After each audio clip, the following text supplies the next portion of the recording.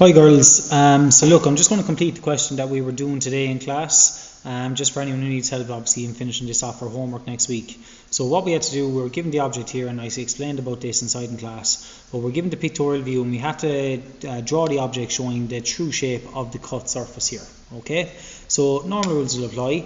We identify the view where we're going to see it as an edge view, okay? So there was my blue face there, so down here in the plan, this is my blue face. If I was just to heavy all of that in.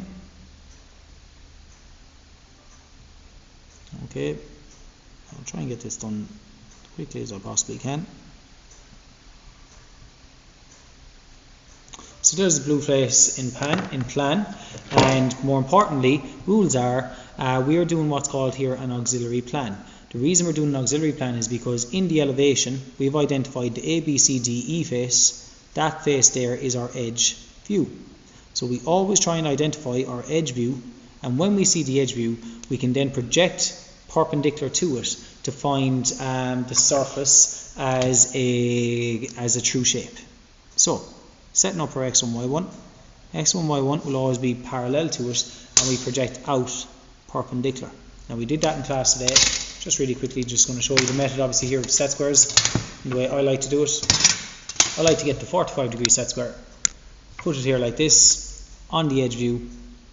So setting up the x1, y1, project it out parallel, and then rotate our set square like that. And that will give us lines that are perpendicular. Now, rule of thumb. Okay. Now there was a bit of a kind of a mistake in this question because technically it's like we're looking up through the object. Okay, so when we're drawing in the rest of the object, this actually should, funnily enough, be in the hidden detail because it's like we're down here looking up at it. I was explaining today, you can probably look this way, but it was more the setup of the question. Okay, so what we're going to do is we're going to find those points now, starting with A. So I've projected from the elevation, I take my distances from the plan. So take the distance from the XY line down as far as A.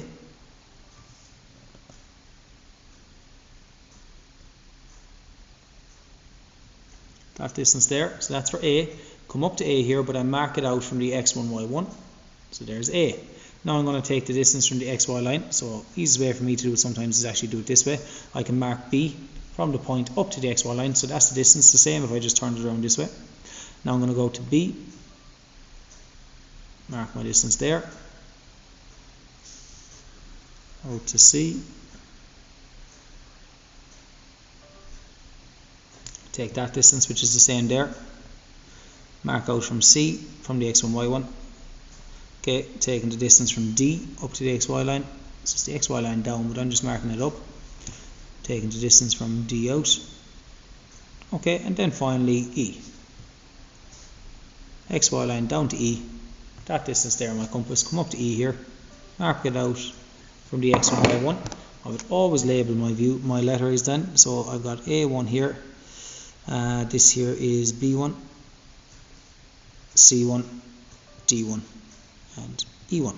Okay, if I was to draw that in, let's do it with the pencil first. I'll go over it all in detail then after. Okay, so there's our object kind of taking shape there.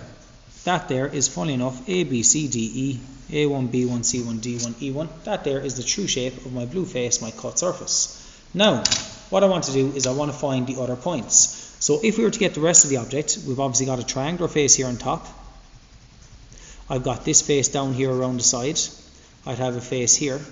I'd have a face on the opposite side. If you imagine from E there's kind of a line going in like that. And then that would kind of connect over here. So there'd be a face at the back as well. We've got to figure all that out.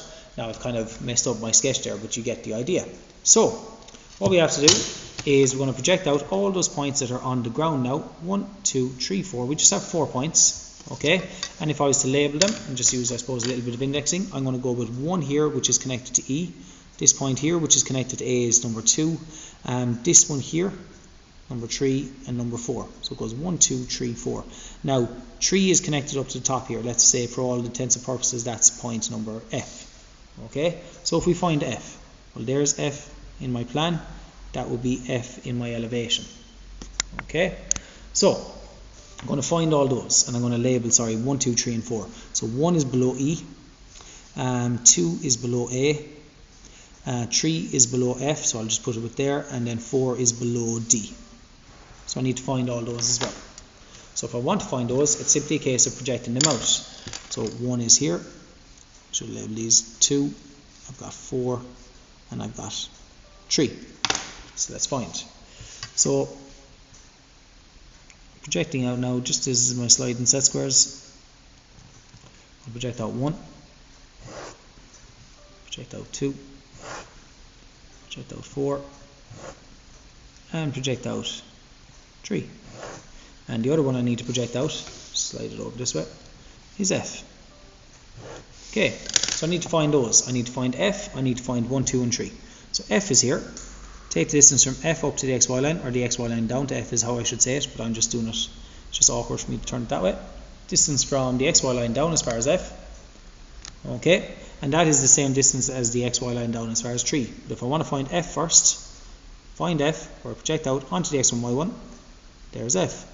Now if I want to find 3, follow 3 out, hits the X1, Y1 there, there's 3. So I found F and 3. Now I'm going to find number 1. Okay, XY line down to 1, just adjusting my compass here. There we go, so that's the distance to XY line down to 1. So I'm going to find 1, follow it out, 1, there's 1, which is going to be the same distance out as E. Now I'm going to find the distance for 2. So there's my distance for 2 there. Okay, so find 2, follow it out, 2 connects to A, and then I'm going to find 4. So there we go, there's 4, follow it out, and there's my one, and I actually need to extend that line out a good bit further. So 4 needs to go out as far as that. Okay, so there's 4, I think there's 1, this is 2, and then we have 1, 2, this is 3 here, put it in like that, and then we have F up here. Now F connects to C and B, so let's draw them in. F connects to C, F connects to B.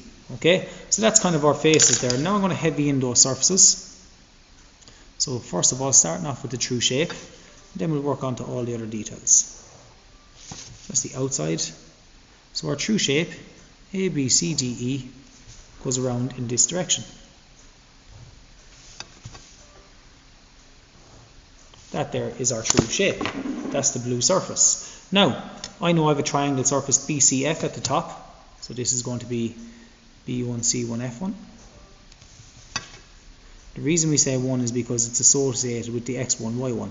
So X1, Y1, B1, C1, A1, and so on. Okay, so there's our triangle. Now if I want to get the face, you can see here this face here, D connects down to 4. So where is D? D connects to 4. Normal rules will apply. D connects to 4. E connects to 1. So E connects to 1. A connects to 2. A on this opposite side will connect to 2. Okay, and then F connects to 3, and this one here will actually go in as hidden detail. Okay, F to 3, 1 to 2, 2 connects to 3, however I don't see it, so that's on the ground. 3 connects to 4, and 4 connects back to 1. That will be seen. And there we go. That there is our object. Now, once again, just finally, going to finish putting in the true shape in the colour. So this is the true shape of the cut surface A, B, C, D, E.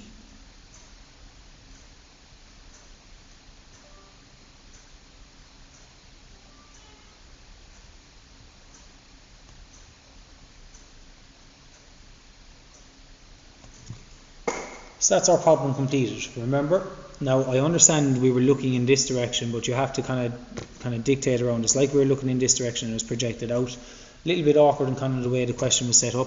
It'd be nicer probably if these two views were over here and then we would have space to project this down. Probably would have made it a little bit, I suppose, easier on our understanding.